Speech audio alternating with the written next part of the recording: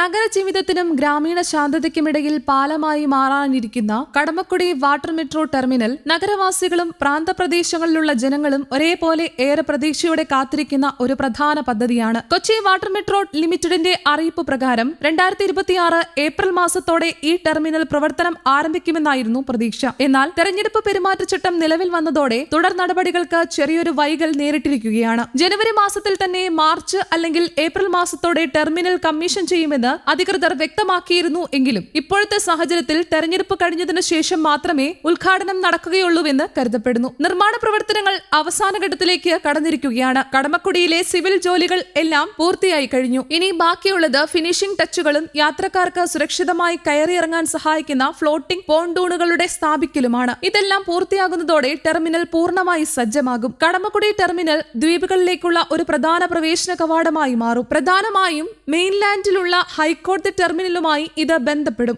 പിഴല കടമക്കുടി പാതയിൽ സ്ഥിതി ചെയ്യുന്ന ഏകദേശം 40ഓളം പരമ്പരാഗത ചൈനീസ് മത്സ്യബന്ധന വലകൾ സംരക്ഷിക്കുന്നതിനായി ബോട്ടുകൾ നേരിട്ട് പോകാതെ വൈപ്പിനിലൂടെയോ വല്ലാർപാടത്തോടെയോ ചെറിയൊരു വഴിത്തിരിവ് സ്വീകരിക്കും. ഈ തന്ത്രപരമായ മാറ്റം പ്രാദേശിക മത്സ്യത്തൊഴിലാളികളുടെ ഉപജീവന മാർഗങ്ങളും പൈതൃക രീതികളും സംരക്ഷിക്കാനുള്ള ശ്രമമാണ്. കൂടാതെ യാത്രയുടെ സൗകര്യവും നിലനിർത്തുന്നു. നഗരത്തിലെ മറ്റു പ്രധാന റൂട്ടുകളിൽ 15 മിനിറ്റ് ഇടവേളകളിൽ സർവീസ് ലഭ്യമാകുമ്പോൾ കടമക്കുടിയിൽ സർവീസ് സമയം ആവശ്യകത അനുസരിച്ചായിരിക്കും ക്രമീകരിക്കുക. പ്രത്യേകിച്ച് വിനോദസഞ്ചാരികളുടെ തിരക്ക്, സായാഹ്ന യാത്രകൾ, വാരാന്ത്യ വിനോദസഞ്ചാര പ്രവാഹം എന്നിവ പരിഗണിച്ചായിരിക്കും സർവീസ് സമയക്രമം നിശ്ചയിക്കുക. ഇതുവരെ കടമക്കുടിക്ക് പ്രത്യേക നിരക്ക് പ്രഖ്യാപിച്ചിട്ടില്ലെങ്കിലും നിലവിലുള്ള വാട്ടർ മെട്രോ നിരക്കുകൾ അടിസ്ഥാനമാക്കി സമാനമായ നിരക്കായിരിക്കുമെന്ന് പ്രതീക്ഷിക്കുന്നു. ഉദാഹരണത്തിന് ഹൈക്കോടതി വൈപ്പിൻ റൂട്ടിൽ യാത്രാ നിരക്ക് 20 രൂപയിൽ ആരംഭിക്കുമ്പോൾ വൈറ്റില കാക്കനാട് റൂട്ടിൽ 30 രൂപ മുതൽ ആരംഭിക്കുന്നു. കൂടാതെ പ്രതിവാര പ്രതിമാസ 3 മാസത്തെ പാസുകൾക്കും യാത്രക്കാർക്ക് സൗകര്യപ്രദമായ നിരക്കുകൾ നിലവിലുണ്ട്. യാത്രക്കാർക്ക് കൂടുതൽ സൗകര്യം നൽകുന്നതിനായി കൊച്ചി വൺകാട്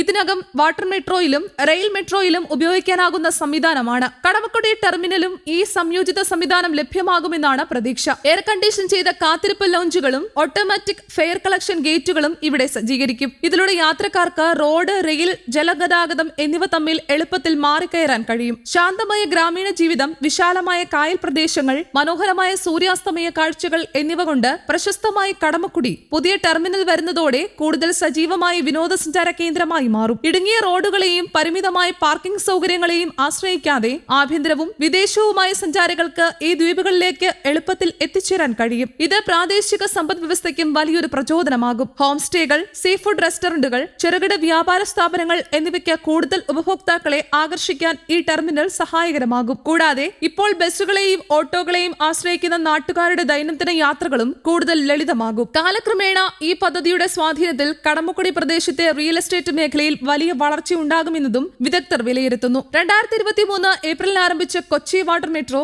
ബാറ്ററിയിൽ പ്രവർത്തിക്കുന്ന ഇലക്ട്രിക് ഹൈബ്രിഡ് ബോട്ടുകൾ ഉപയോഗിച്ച് കൊച്ചിയെയും അതിലൂടെ ചുറ്റുമുള്ള ദ്വീപുകളെയും ബന്ധിപ്പിക്കുന്ന ഒരു നവീന ഗതാഗത സംവിധാനമാണ്. മെട്രോ റെയിലിന്റെ വിപുലീകരണമായാണ് ഈ പദ്ധതി രൂപകൽപ്പന ചെയ്തിരിക്കുന്നത്. ഏകദേശം 76 കിലോമീറ്റർ ദൂരത്തിൽ വ്യാപിച്ചു കിടക്കുന്ന ഈ ശൃംഖലയിൽ 10 ദ്വീപുകളിലായി 38 ടെർമിനലുകൾ ഉൾപ്പെടുന്നു. 10 മുതൽ 15 മിനിറ്റിനുള്ളിൽ ചാർജ് ചെയ്യാവുന്ന ലിഥിയം ടൈറ്റനേറ്റ് ഓക്സൈഡ് ബാറ്ററികളാണ് ഈ ബോട്ടുകളിൽ ഉപയോഗിക്കുന്നത്. കടമക്കുടിയും സമീപത്തെ പാളിയം തുരുത്ത് ടെർമിനലുകളും പ്രവർത്തനം ആരംഭിക്കുന്നതോടെ കൊച്ചിയുടെ വടക്ക് ദ്വീപ് മേഖലകൾക്ക് കൂടുതൽ സുസ്ഥിരവും പരിസ്ഥിതി സൗഹൃദവുമായ ജലഗതാഗത സംവിധാനം ലഭ്യമാകും. ഇത് ഗതാഗത രംഗത്ത് മാത്രമല്ല, ആ പ്രദേശങ്ങളുടെ സമഗ്ര വികസനത്തിനും വലിയൊരു മാറ്റം കൊണ്ടുവരും. News desk, Kerala Kaumudi.